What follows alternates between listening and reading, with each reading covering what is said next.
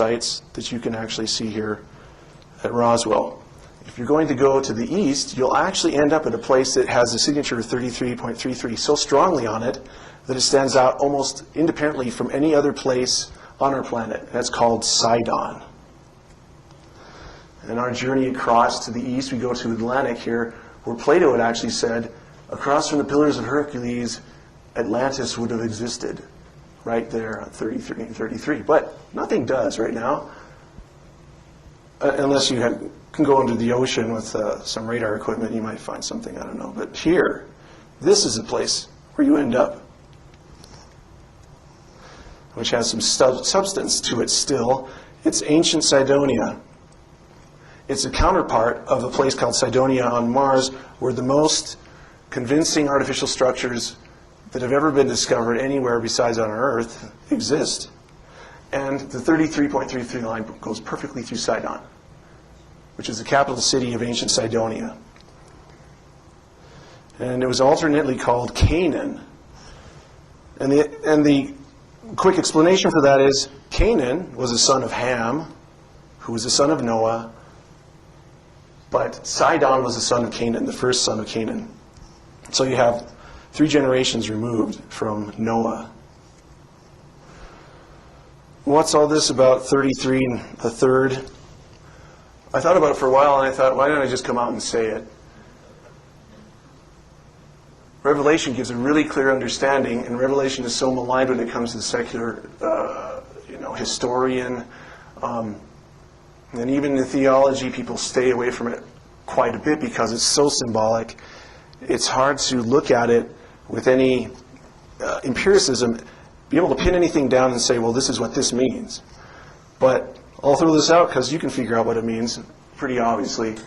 It's talking about the great red dragon, which the majority of theologians, I'd say 99.5% of them would say, well, it must represent Satan, at least in the Christian paradigm.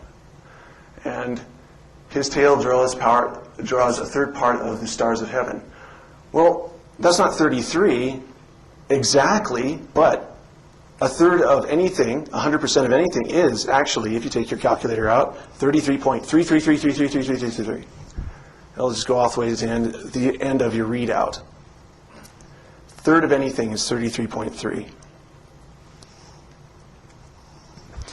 And dragon is from the Greek drakine or drakomai, which means to look at, on, describe, perceive, or watch.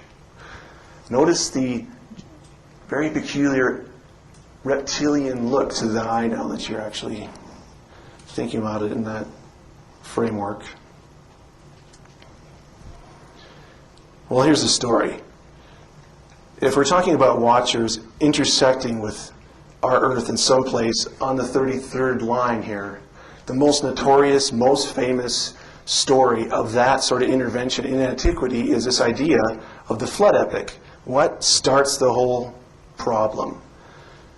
In Genesis 6, it talks about how the B'nai HaElohim, the sons of God, had come down to the earth because they saw these women who were human and decided to make wives of them and procreate. Now, there's quite a bit of information out there from antiquity that talks about this event, but the one I like to use the best is from the Book of Enoch. And it says, when the sons of men had multiplied in those days, beautiful and comely daughters were born to them, and the watchers, sons of heaven, saw them and desired them. And they said to one another, come, let us choose for ourselves wives from the daughters of men, and let us beget ourselves children.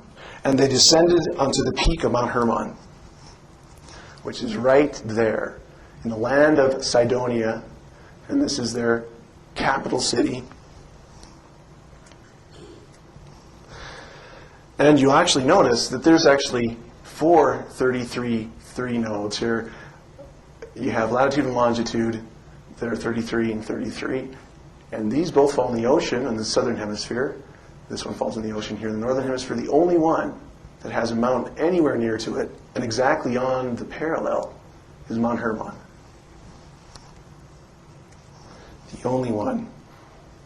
Well, I'll jump through a huge amount of information and time, but the next thing that happens after these watchers come, they create Nephilim, giants. And Dr. Heiser was talking about this yesterday night, and that is true. The watchers have a distinct place separate from the Nephilim. They're parents, but they don't exist with them. They kind of commune with them, and they did. But the Nephilim, the giants, stayed on the earth, and they corrupted everything. So this is also from the book of Enoch. Then said the Most High, go to Noah and tell him that a deluge is about to come upon the whole earth. And it is coming to heal the earth which the angels have corrupted, that all the children of men may not perish through all the secret things that the watchers have disclosed. 1 Enoch section 1, chapter 10. You go check that out.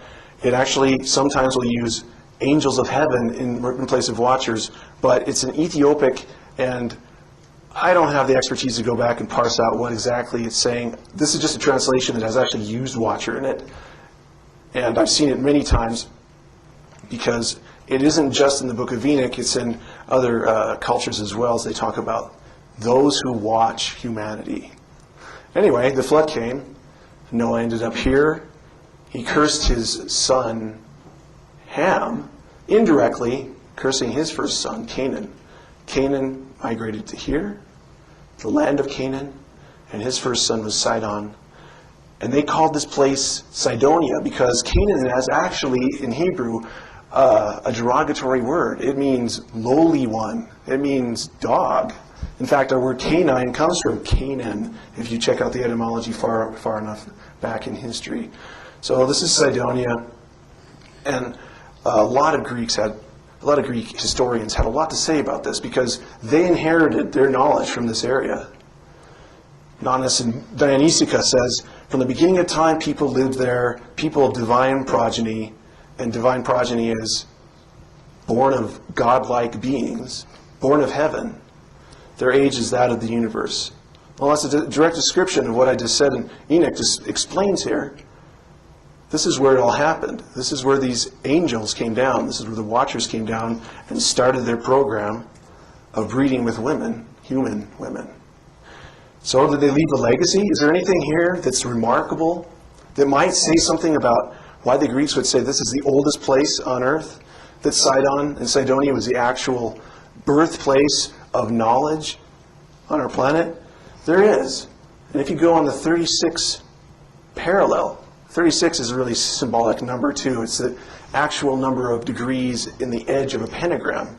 Every single little point is 36 degrees. Go to a place called Baalbek. And you'll see something like this. It was only uncovered, towards the first part of the last century. There was detritus and Pleistocene alluvials covering it almost to this halfway mark. Now, Pleistocene alluvials are rock and matter that have been placed there with the agency of water. And you can't be a Pleistocene alluvial unless you're over 13,000 years old.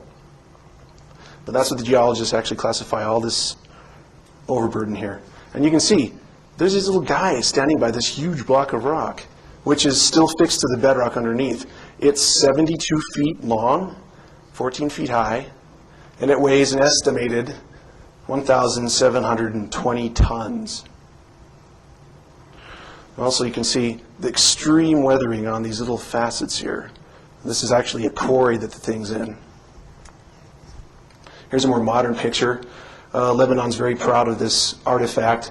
They excavated this whole area here, and you can see the extreme weathering on these things. These aren't 4,000 years old. These aren't even 6,000 or before even writing old. These are at the Pleistocene age.